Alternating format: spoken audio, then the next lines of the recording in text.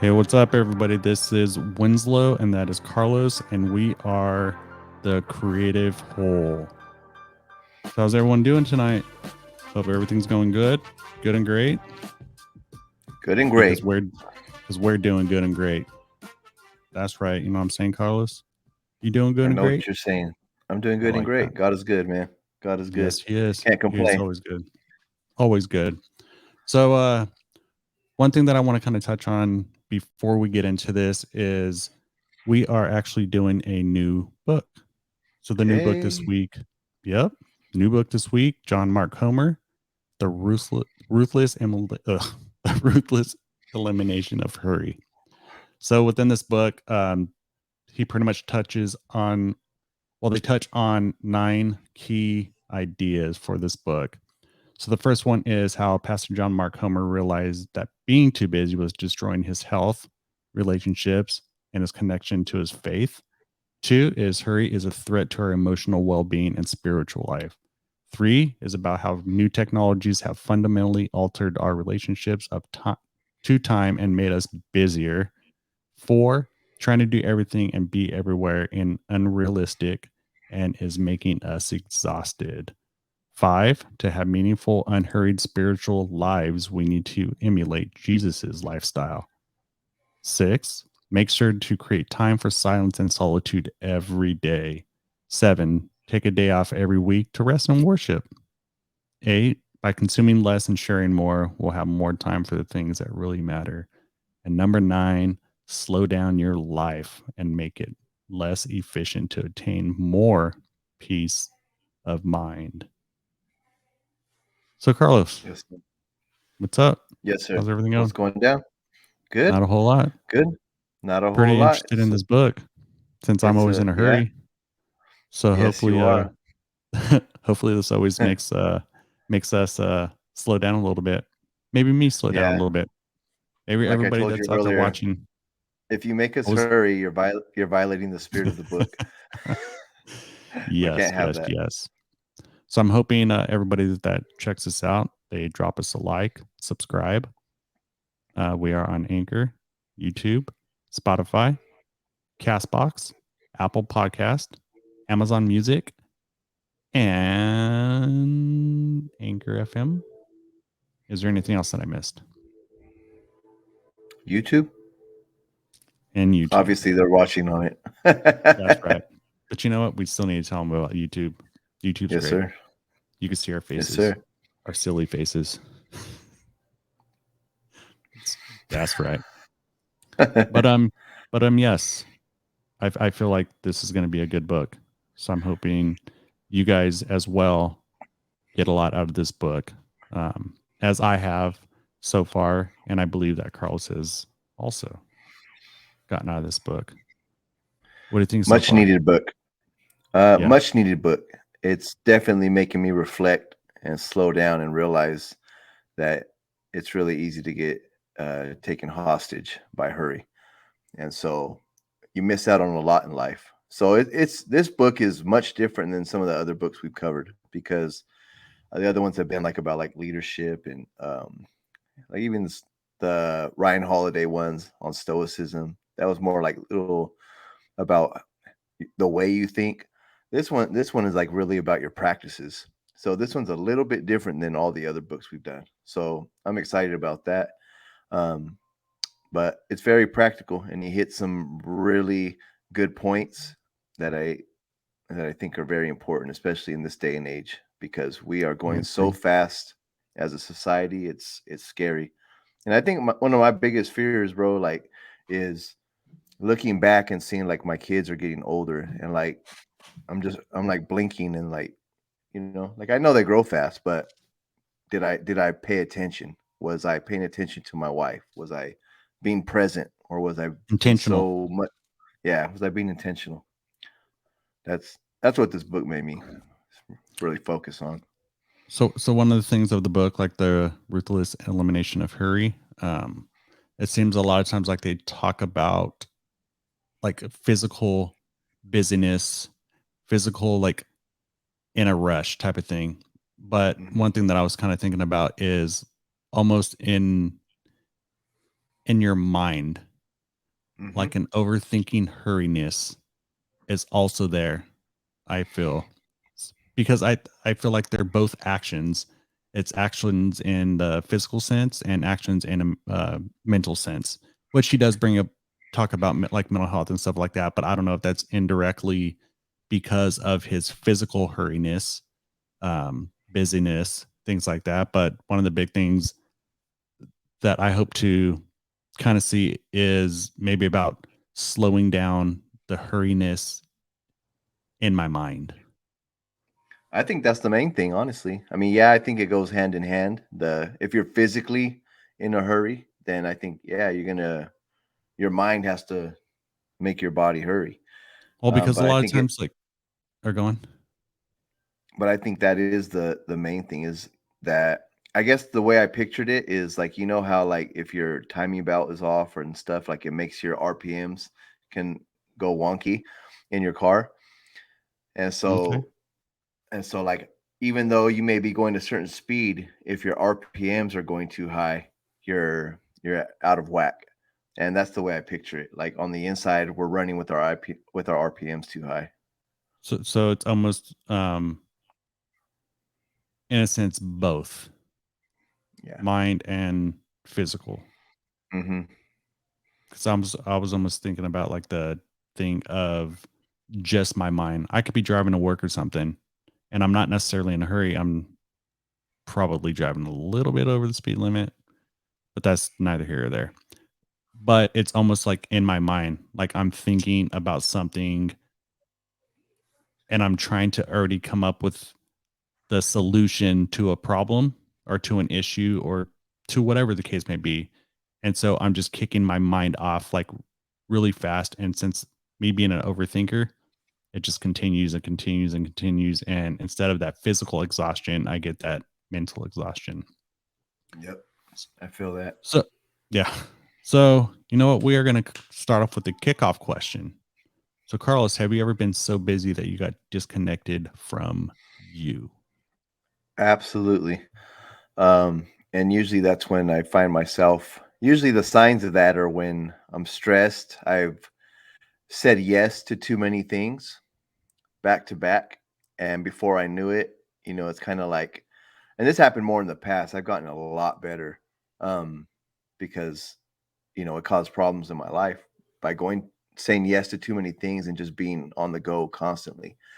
Um, but yeah, it's definitely something I've done where you look back and I remember like even it would be like talking to my wife, like talk to you next week. Like we're living in the same house, but I'm so busy, it's like, and those were the things that like, those things hurt. You know what I mean? Like they did not, those things are not good for a relationship. They're not good for raising kids. It's not good to, if you want a home and you want to build your family, that type of lifestyle is not supportive of it, you know? And I had to check myself because I have a lot of ambition. And so we'll get into that more as we get into the book. But And I yeah, and I think definitely.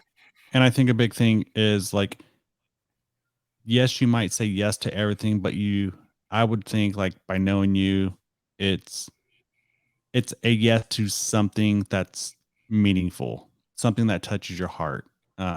I mean, there might be some things that are just you probably could say no to, but maybe it's the person, so you don't want to say no. But a lot of times, like there's always something tied in between that is something of like great value for you. That's the problem though, is because it can be of great value to me. But when especially if you get into like love language and stuff, if I'm not meeting my wife and my immediate family's love language, right, which requires me to be present, right? Um, that what's meaningful to me now makes them seem like they're not that meaningful to me. Does Yes. that make sense? Yes. So Like not trying, indirectly not trying, making it. yeah, not trying to go all deep, but this is a deep subject for me because I have a lot of ambition. I want to tackle the world. I want to go do things. I want to go. I've always been like almost like an extremist, just always going. And so I've had to really learn as I've gotten older to slow down, to pace myself, and to, like they say, take time to smell the roses. Like enjoy life. And I think that's definitely like something small to do, but I think it has big implications to it by stopping and smelling the Yeah. roses. So for me, for instance, like, and it's not even though, or it's not even one of those things where I get busy with tasks at hand. Like somebody asked me this, somebody asked me that. I'm like, yeah, yeah, yeah, yeah. And then I have a bunch of things going on. Sometimes it might just be like one thing in my head, but how I think, like I'll try to think of every little aspect of it. And so I get stuck in the busyness of trying to figure it out. And then Hmm. that's what makes me get disconnected from myself because like I'm just in this like this wheel of me thinking about a certain issue, certain problem. Would that be the same thing as like paralysis of analysis? A little bit.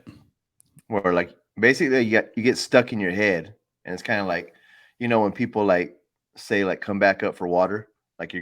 you're going too deep and like you've lost contact with the rest of the world. Like come back up for water, come back up for air, you know. And sometimes yes, it does come down to the come back up for air, but I'm like, I can't yet. Like I can't. I haven't solved this problem yet. I need to worry Mm-hmm. about it more. Yep. Yep. So hopefully, You know what they say about worry? It's like sitting in a rocking chair. It'll give you something to do, but it won't take you nowhere. I mean, unless you like rock and then you scoot and then rock and then scoot Yeah, and then it slowly you do takes the you rock somewhere. scoop. Yeah, Yep. then you'll be going. We're The going rot places. scoop boogie. That's right. I knew you were going to say So that. thank you. So this book, The Ruthless Elimination of Hurry. So like I mentioned a little bit ago, this is a new book for this week by John Mark Homer, The Ruthless Elimination of Hurry. Hurry. So you might be asking why this book. Um, Hey, Winslow, why this book?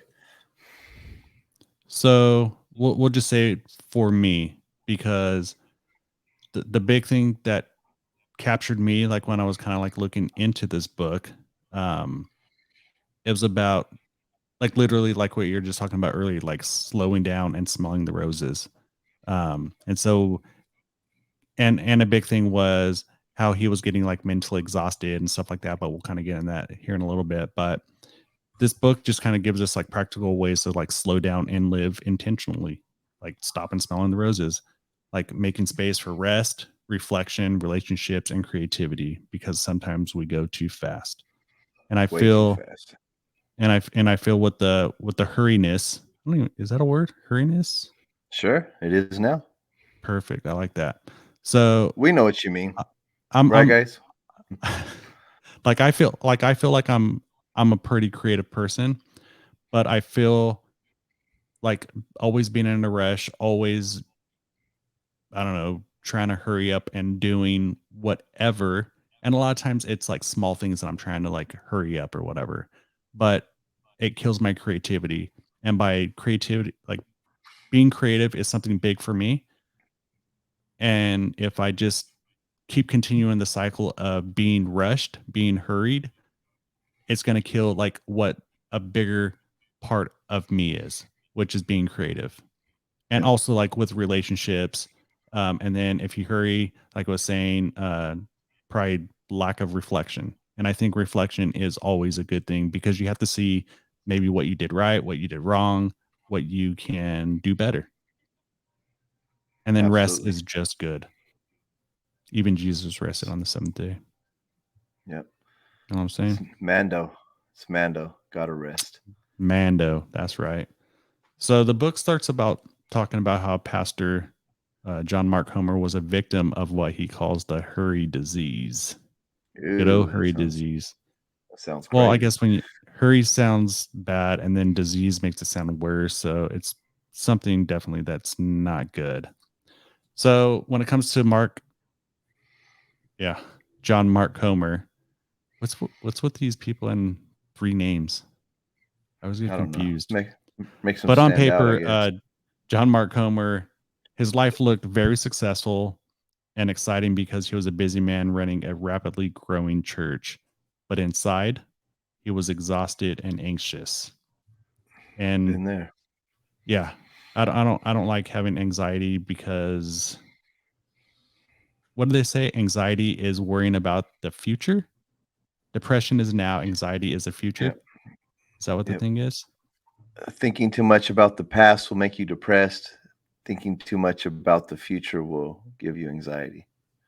And So I that's definitely why can you feel stay that. focused on the present because it's a gift.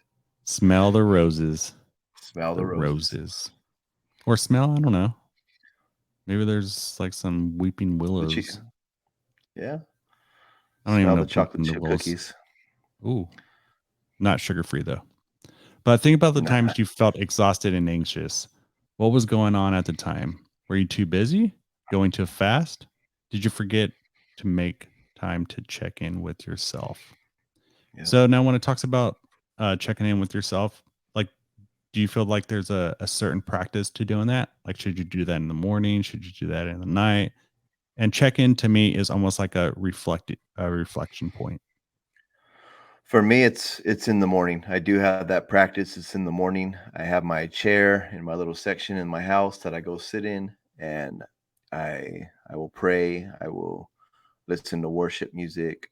Um, I will write in my journal, and it's vital. Like if I don't get that time, like it's not good. Like I don't like that. It throws me off really bad. It's not that I can't like I guess like behave throughout the day, and like still do good and everything, but it it'll mess me up. I mean, it's that much a part of my life Like a that I sense, every does it kind of give you a sense of peace in a it sense? gives me is oh most definitely. Most definitely. I mean, I need that time for my spirituality because I work in a lot of chaos and I work in a pretty spiritual environment that has a lot of hocus pocus going on. And so, And not the movie? yeah, we ain't talking about the movie. So working inside of an institution like a prison is, there's a lot going on there. So I definitely need to be centered, calm, collected, mind right, intention set, and at peace with God, myself, and ready to rock and roll. So I Because would if I'm gonna definitely say pour like out, anybody, yeah, definitely anybody that's out there listening right now, like start with the small step, like just kind of check in with yourself whenever it is. and it Your don't, time might yeah, be the morning, your time might be the night, but I would say to at least just try to check in yourself. What that looks like, that's totally up to you. Um, if you have any questions on maybe like what we might do, drop a comment, DM us, whatever the case may be, and we will get back to you and kind of let you know kind of like what we do. yep, So if you've ever felt this way, just know that you are not alone. you are not alone. I was thinking there was a song that started "You Are Not Alone." Who was that? Michael Jackson, maybe? I don't know, but either way. Yeah, I think it So is Michael Jackson. is it? You are not That was a alone. good, that was a jam. Everyone, everyone, plug your So ears. so Mark realized that something had to change, but the question was what and how. So basically, the book teaches us how to stop the hurry disease from taking us hostage, because I feel definitely this hurry disease, as John Mark Comer calls it, it's definitely something that you should probably pay attention to, because Yeah, a you lot of might want times to get like that. You might want to get that checked out for sure. because it's easy to be hurried, to be in a rush and not think about it because you're in the moment. So that's when you kind of have to like step out and kind of be like, oh wait, like this is probably what they're calling the hurry disease, and it's definitely taking you hostage from doing the other things that you could possibly be doing. And maybe it's part of your rest, maybe it's taken away from reflection time, maybe it's taken from making great relationships, networking, Yep. whatever the case may be. Yep.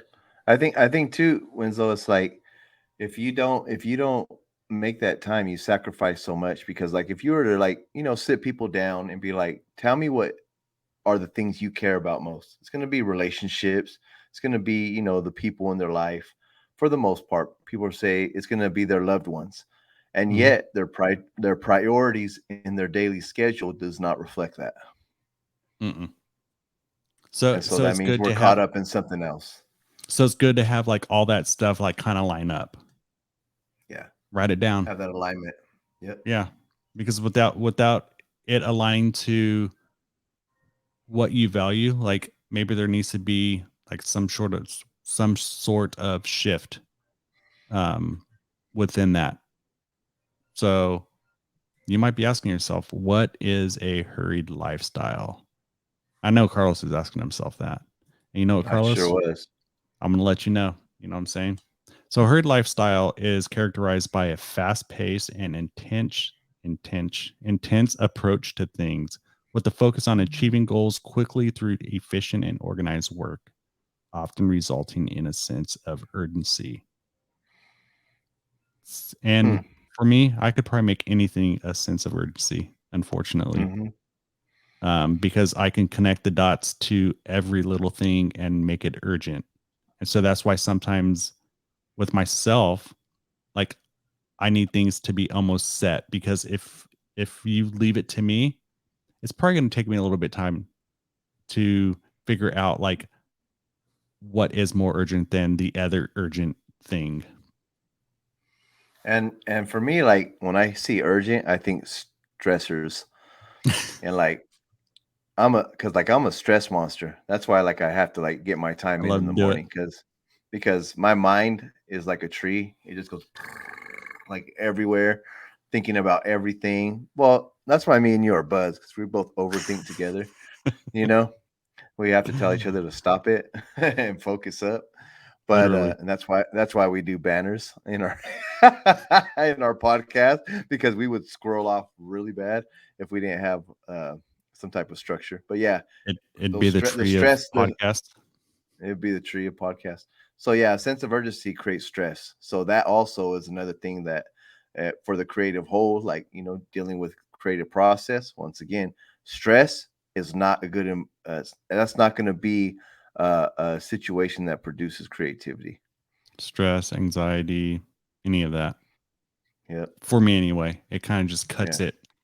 Um, and then I think about it too much, and then I get unmotivated, and then I can't do what I want to do in whatever creative endeavor I'm doing. Yeah, you're definitely not like in a playful state, or in a No, rested state, or yeah, for sure. and I definitely me for sure. I have to be in like some playful state Hmm. of putting paint to a canvas or putting lines for a song or I don't know, whatever the case may be. Yeah. So if somebody out there is listening, drop something in the comments and let me know what you do to kind of get yourself out of that. And if you want, you could like and subscribe too. I like and subscribe it. Actually, I don't, but it's okay. So That what is an checks out. unhurried so what is an unhurried lifestyle?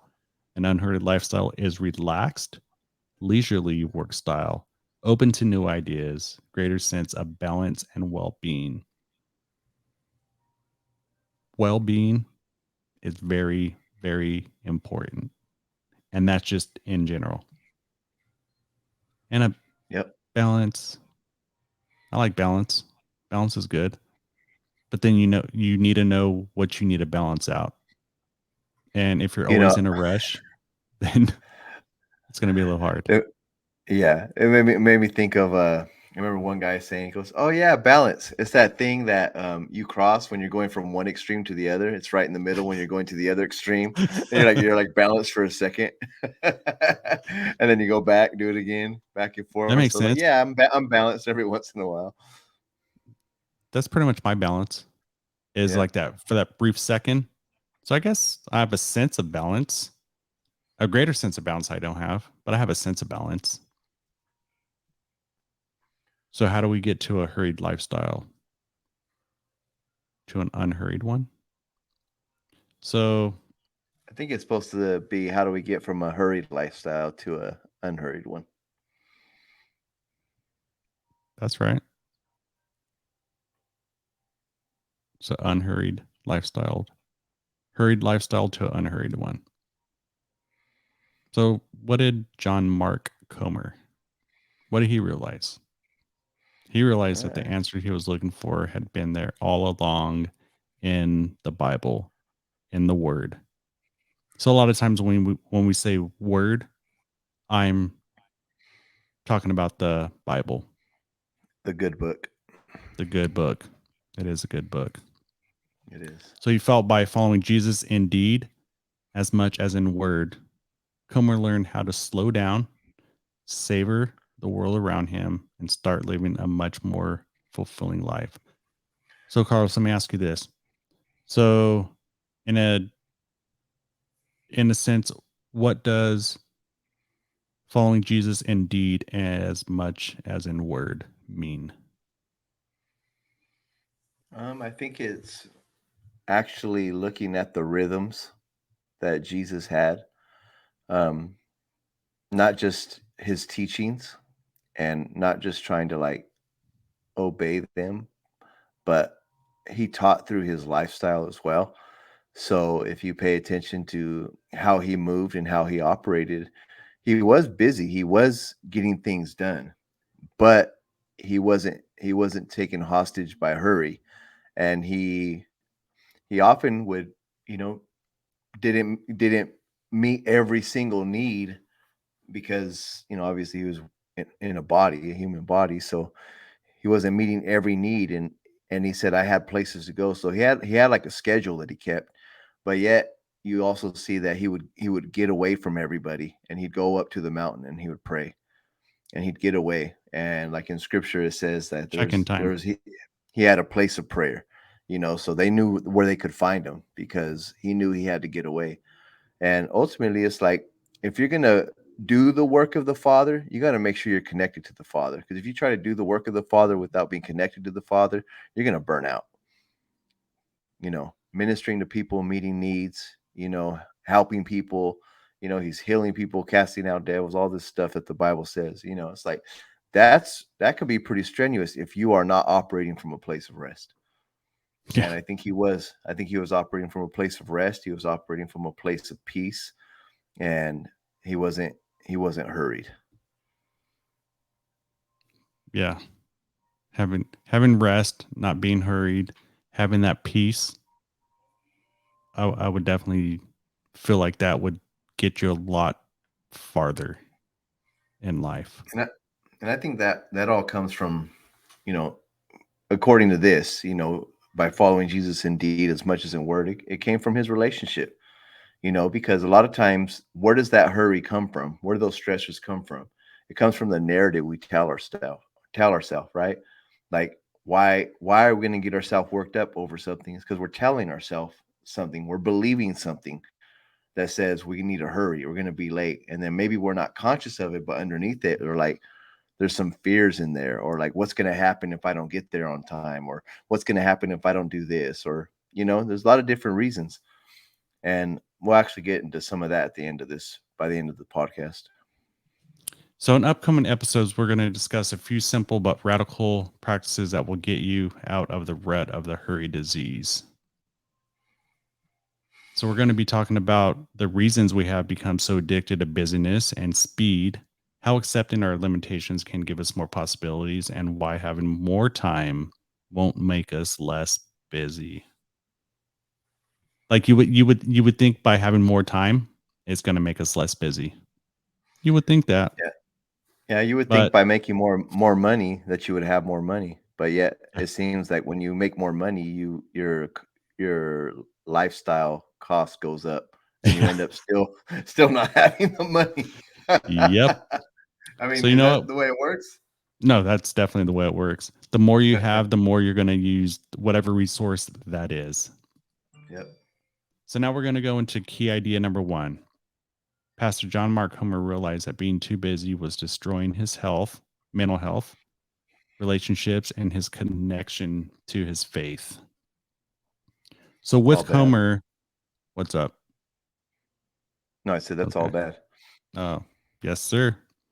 So with Comer, Comer was a successful pastor in Portland, Oregon, with a growing church and 1,000 new members joining every day. He was also married with kids and had he's authored several books at this time. That sounds like success. It does. Sounds like he's doing things. But underneath all Mm. these accomplishments, he left a constant buzz of anxiety. And why would he come up, or why would he have anxieties? Well, he worked 6 days a week, taught multiple classes per day, had tense relationships with his staff, and felt depleted, checking out at night by watching good old kung fu movies. I like Everybody kung was fu kung movies. fu fighting. Black Belt Theater back in the day. I used to watch that like Yeah, every, I think Saturday. I think it was Saturday night that I would watch yeah. those. Good That's good stuff. old school stuff. Yeah. Great way to come down to check out a little bit. I think that's So a one, that part though, that checking out part though, that I used to get in trouble for that because I'd be doing what I'm gonna go do. I'd come home to check out, and then I have all these eyes looking at me, like blinking at me, like, "Are you gonna hang out with us now?" Like, like, what are you "Oh, I doing? came." Yeah, like, "What are you doing checking out?" Like, "Oh, I thought I could come home and check out." Nah, buddy, it's not the way it works. So You thought you could come home and check out. yeah, and then I would do it sometimes anyways, and then that didn't go well.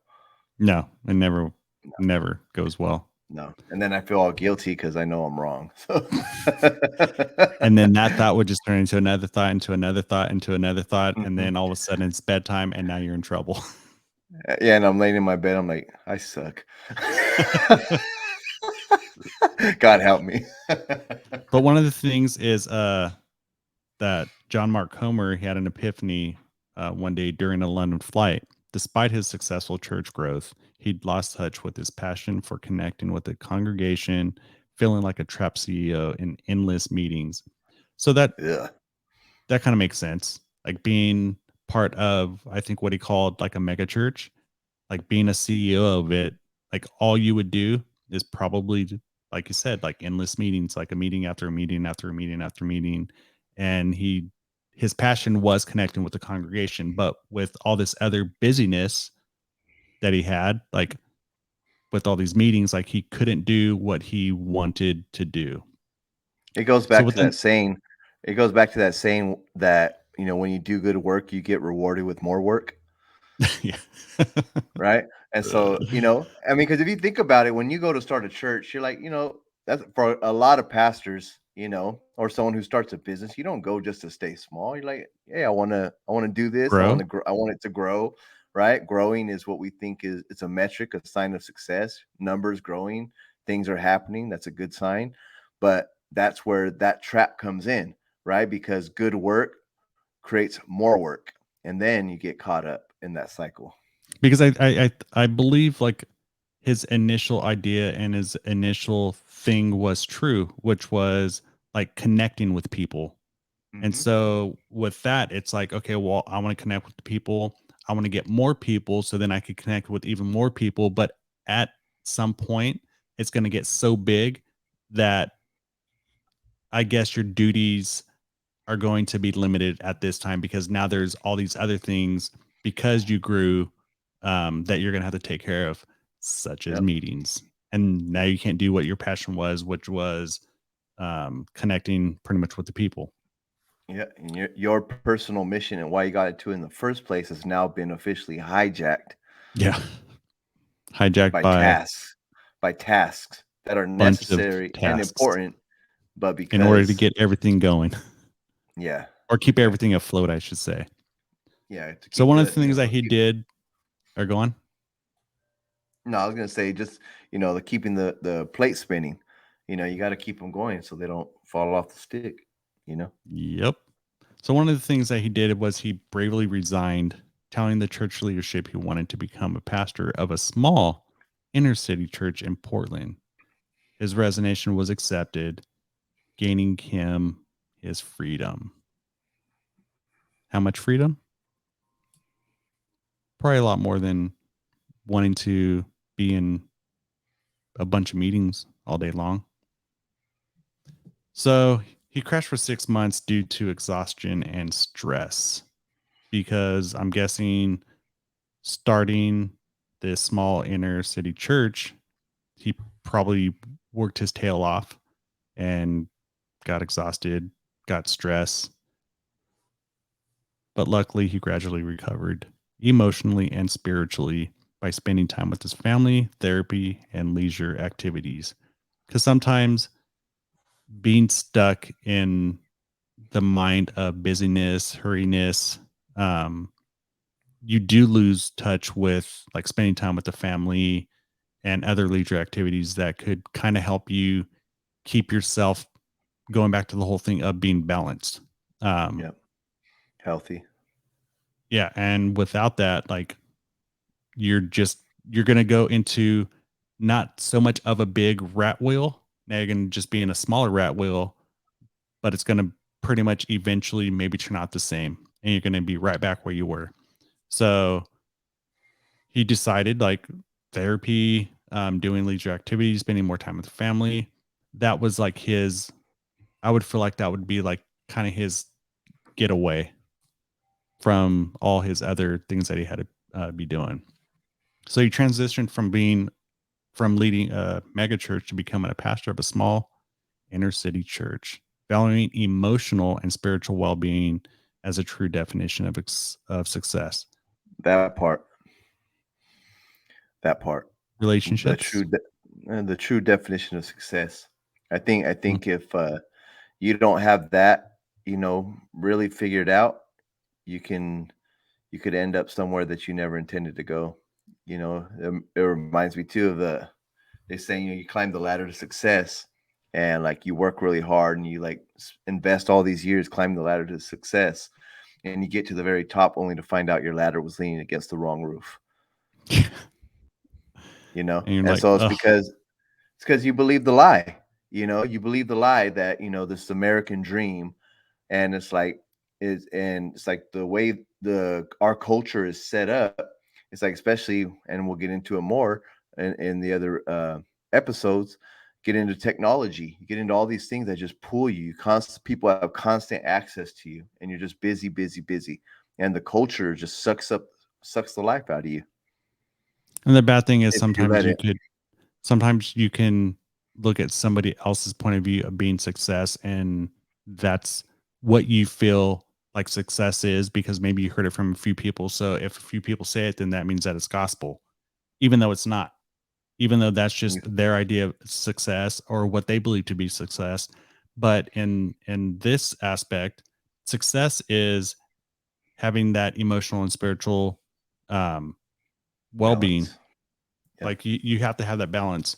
And I think it almost goes back to his initial thing of wanting to pretty much be more with the congregation and having more satisfaction with doing that rather than like these bigger task of a CEO. So what Be are with the some reasons people. people, yeah, relationships. A lot of things Yep. always comes back down to relationships. That's what But what are some, replenishes me. yeah, and sometimes it doesn't have to be like some strong relationship. It could be something as helping somebody do something like a small task. Like I bring this up before, like helping somebody that's at Costco or something like that. Maybe the things of water are too heavy for him, so I just go over there, pick it up, putting it in their car, and just it's not necessarily like I'm doing something because well, I guess I am doing it for relationship building, but I'm not looking for anything. It's just me helping for the greater good. Like if I Yeah. see somebody like struggling with something, me being the person that I am, then I'm just going to like help them Yeah. because You know, it's just being able to have that time. It really is. Like back in the day when I was really caught up in ministry, um, it was it was definitely a hurry disease. And I remember not being able just to sit with somebody, and like actually be present. I was always thinking about the next thing I had to do and the next thing I had to do. And so it's like it ended up being where people were getting a shell version of me. and I Mm. hated feeling that empty feeling. It's like hello, McFly. It's like I wasn't there.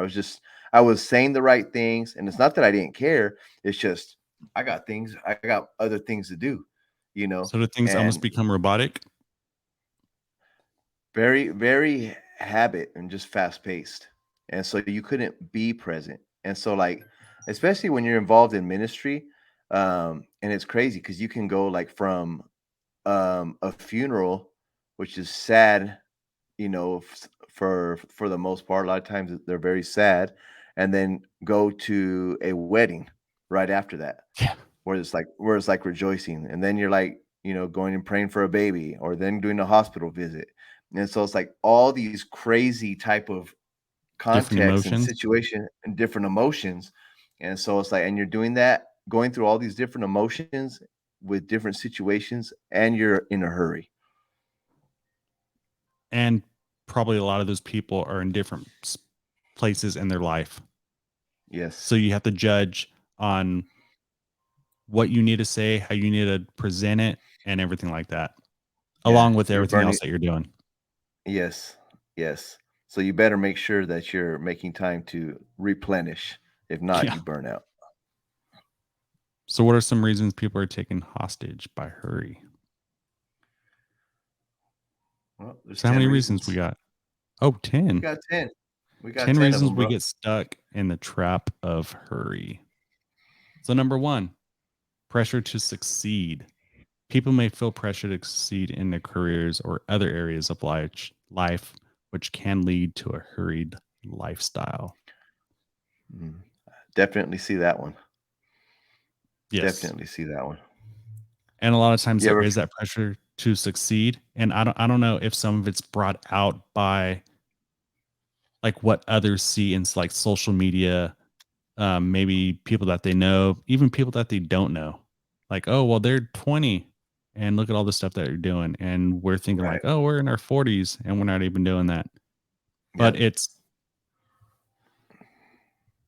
all okay to start where you're at.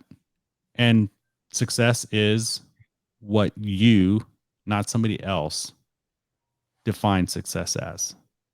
Yeah. Just like Homer, he felt as like building relationships and things like that were success, not Yep. money, not cars, not having a lot of people around him. None of that. So, number 2, FOMO, fear of missing FOMO out. Yep. Did you know that's the actual, I think, diagnosis? That's what I is a want to say. Somebody diagnosis. told me before. That's what I want to say. Somebody told me I knew it before. was a thing. I didn't know it was a diagnosis. But fear of missing out. People may feel a fear of missing out on opportunities or experiences, which can lead to a hurried lifestyle. Which, what do you feel about fear of missing out? Like, I don't think I really have that. I think I had that when I was younger. I don't now because I've accepted my old man status, Yeah, you're an old and man. yeah, I am. I'm cool with that. I've accepted that, and I'm not missing out on anything. I think the only thing I fear I'm missing out on is genuine opportunities that I could had if I am willing to take a risk. I think that's the only thing that I fear missing out on is missing opportunities. Yes, Um, but I agree but with that but one. not I don't have a fear of missing out, like, "Oh, I'm not gonna be able," like, to me, I think of, uh, when you're younger or you're seeing everyone on Snap or on Instagram or whatever, and it's like, you feel like you're missing out. Or, like, say, if you're a young couple, if and you just barely had your first child or whatever, and you have a difficult time adjusting where you're used to having freedom, and now you have a child, and you're looking at Instagram and your friends are still going out or whatever, and you're like, I'm missing out. Yeah. So I don't think so on the FOMO thing. I don't think it's the so much of the experiences. I don't think it's that for me anymore. Opportunities. Now that you mention it, how you did bring it up, I would say more so opportunities. I would fear that I'm missing out on opportunity that could pretty much in a sense maybe helped me grow, but it's never I like think an too. experience per se. You know what? I think now it is kind of even more. I'm feeling it right now because I think I'm at a place in my life where I feel the clock ticking, even though I'm still, relatively a young 22, man. You know, 23. Yeah. uh, Just I'm turned 23. 43. I'm Ooh, 43, so wow. I'm still a young man. By you think I remember I thought 30 was old. I At one thought point in my life. And now I'm like around older men. They're like, "Oh man, you're still a kid." You know what I mean? You're 40 years old, whatever. You're still a kid. I'm like, I don't feel like it, but I guess from their point of view, you're like, man, they're like 60, 65, and they're like, yeah, you still got a whole other small little lifetime to youngster. go. Yeah, you They're little like a youngster, little you youngster. little young butt. But I yeah, always so thought definitely I feel the pressure of the clock, and so that creates a hurry in me. That's something little I tell my wife. anxiety, Yeah, little it creates a anxiety. little anxiety. Yeah. So one of the other reasons that you could get stuck in the trap of hurry is lack of time management skills. People may lack the time management skills needed to effectively, I think the key word, effectively manage their time, which can lead to a hurried lifestyle. That makes me think about uh you know, in the church, a lot of people talk about the devil this, the devil that, and spiritual warfare. And I'm like, bro, half the stuff that is called spiritual warfare, that's just because you're bad with time. And you're all behind and late, and you're Well, like, the blame devil. everything on spiritual warfare. It's like, Yeah, no, poor devil. that's you. That's you and your time management skills. That's all you, buddy. So number 4 would be perfectionism.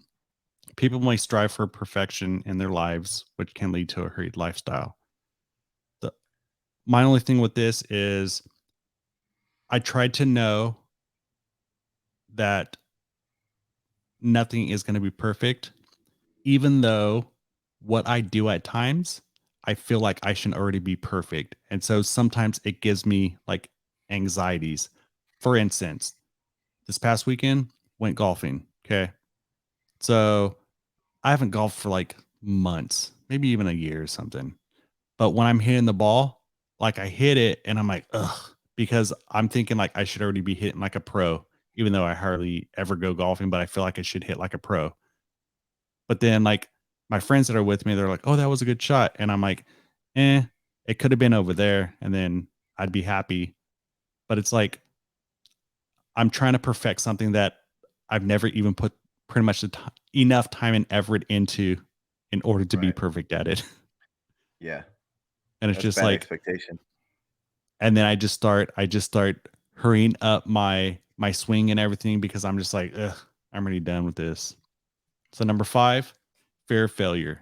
People may fear failure, which can lead to a hurried lifestyle. So how do you think about the fear of failure in general? Mm, and how do I think about it in general? First Um, I thoughts. think it I think it's a big deal for a lot of people because no one wants to be a failure. Like Rocky said, I don't want to be a bum. You I know, don't want to be a I don't bum. I don't want to be a Actually, I don't even know bum. that's how you say it. Yeah, But something like that. my whole thing with like failure is first of all, like to me, and this is how I try to live, is like failure is only a word. Like so whatever I attach to it is what it's going to be. And it almost comes down to the whole like mindset thing, what you Mhm. perceive, things like that. And I try not to like put anything to the term failure. Like it is what it is, and like I'll either pivot and try something else, or I won't do it. And but at least like with we'll say with failure, maybe I wasn't supposed to do it, and so that's going to be my marker of like, okay, well, I tried, or I pivot and try something else, and failure So just what? so in a sense, would you say okay, so like how we're talking about the fear of failure, tie that back to the last one on number 4, where you said you went golfing and there was a perfectionism, right? Where you're like, I should have already been here. So you didn't hit it. You weren't happy with it. It was a form, in a micro sense, a form of failure To me, because you I did didn't not see it meet as your failure. expectation. But see, I didn't see it as failure though. I didn't see it as like I'm failing the sport of golf or I'm failing myself. It's just I'm looking at it like I should be doing this. So I don't But attach like that's the anything else part. That's to the it. part though. I understand like maybe like I'm a failure. You're not saying it like that.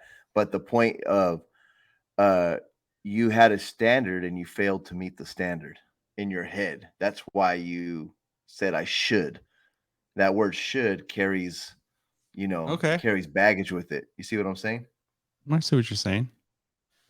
So with you saying it that way, like, okay, there is that word fail in there, but I still feel like if I were to think of the term failure, it's as though like I don't know. I just view it differently for some reason. Like the word I fail and failure are different to me for some reason. well, I think failure to me is just feedback. It just lets you know where you're at that moment with that particular thing you were doing, and you didn't meet your mark, and it's all right, just feedback. But I think the type of failure that bothers me is the type of man I will become. Like if I fail my family, if I fail to take care of them, if I fail to ensure that they're safe, that they're provided for, things of that nature, then I feel So like so I'm a yes. failure. S- So yes, I maybe in that context, I can see a little bit more. When you attach it to something else, it does have more meaning because I guess the higher it is on my priority list, then I guess You feel it more. the yeah. But at the same time, like, do I let it get to me? Probably as it gets higher on my priority list, it probably gets to me probably a little bit. Overthink it a bit. No, I don't overthink nothing. That's the one thing I don't do. So number 6, unhealthy coping mechanisms. People may use unhealthy coping mechanisms such as overworking or overspending to cope with stress, which can lead to a hurried lifestyle. Well, you gotta pay those bills. What? What are bills? I don't even know Well, what bills are. I think Oh, sometimes if stack. you're, huh? I call them stack of bills. Stack of bills. Yeah, So, unopened. people have these unhealthy coping mechanisms such as overworking or overspending. And a lot of times the overworking comes from overspending, you know, because It could. yeah, it could, you know. And so a lot of times it just uh, compounds the problems. So in a lot of Which these leads to where that hairy lifestyle. yeah, so a lot of these things when talking about what can lead to a hurried lifestyle, it's almost like a lot of them if we were just to take the I guess step of stopping and smelling the roses would help us to unhurry that lifestyle, would you say? Yep. Slow it down. Keep it slow. So number 7, poor self-care. People may neglect their own self-care, which can lead to a hurried lifestyle. So what do you think about Yep. the self-care? I think it's I big. think it's crucial. I think that in the pursuit of being successful or chasing things because of fear of failure or perfectionism or what these other things we listed, that's when you start neglecting yourself. Then that has consequences. And so it's like, I don't know. I guess I just kind of picture all of these things with this impending doom just coming upon you. Like, it's like, I hear like the doors in the background, like, this is the end. This And is you're the like, end, if my this is the friend. end, I better hurry it up, I better hurry leading up. to leading to the hurried lifestyle. Yes, sir. So another thing could be unclear. Number 8, unclear priorities. People may have unclear priorities, which can lead to a hurried lifestyle. And I feel like a lot of the unhurried part of the unhurried the thing that could lead to a hurried lifestyle would be that you have no direction And so when you have no Yes. direction, you're going to try to find that direction, and you might just keep trying to find that direction, and you don't stop to smell the roses. Yep. No more hurried. Slow it down. So number 9, poor planning. People may lack the planning skills needed to effectively manage their time, which can lead to a hurried lifestyle. So that kind of couples up with the one we said Time earlier. management with the Yeah, time whole time management. management thing. Yep. And number 10 from our list of 10 is unhealthy lifestyle. People may have an unhealthy lifestyle, which can lead to a hurried lifestyle. I think That's that almost like couples one of up this, with the self-care. and I think that's almost like one of the same. Like an unhealthy lifestyle is a hurried lifestyle, right? Yeah. Yeah, I would say so. Now I would say this though. There is a time and a place. Like just because you're hurrying doesn't mean you're taken hostage by hurry, because there's a time and a place for everything, right? There is a time to hurry. There's a time to hustle. It's like if you're, but I think ultimately it boils down to it's a state of being. If you're living in a state of being that's just constantly hurried, and you are starting to neglect, the things that you could be experiencing in your relationships, rest, self-care, your spirituality, things of that nature. That's when it becomes a problem. Yeah, I totally agree with that one. So, hurried lifestyle can have many negative consequences. Next episode, we'll be talking about some of these negative consequences. So there's a lot of negative consequences. There really are. So I look forward to talking about it. I think this was a good first shot through the book. A lot of food for thought. If you are finding some value in this, we'd love to hear from you. Shoot us that message. Say what's up. Um, whatever. We just like to hear from you guys. So, what's one of your takeaways from this, Winslow? So, I was going to say one of my key takeaways would be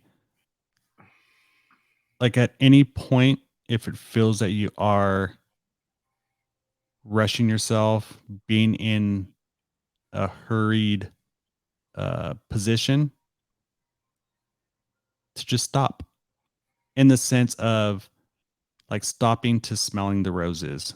Like it always comes back to like stopping to smelling the roses, which a lot of times you're not literally probably going to smell the roses, but it's all about like stopping to get to almost break the monotony of the hurriness. Now, I'm not saying like your job is taking a toll on you and you're always in hurry mode. So you need to quit or anything like that. It's just, it's almost like that whole thing. Like I remember hearing like when I was younger about stopping and counting to 10. Yeah, Sometimes it's something as easy as that. Sometimes it's not. But at the same time, it's all about like slowing down.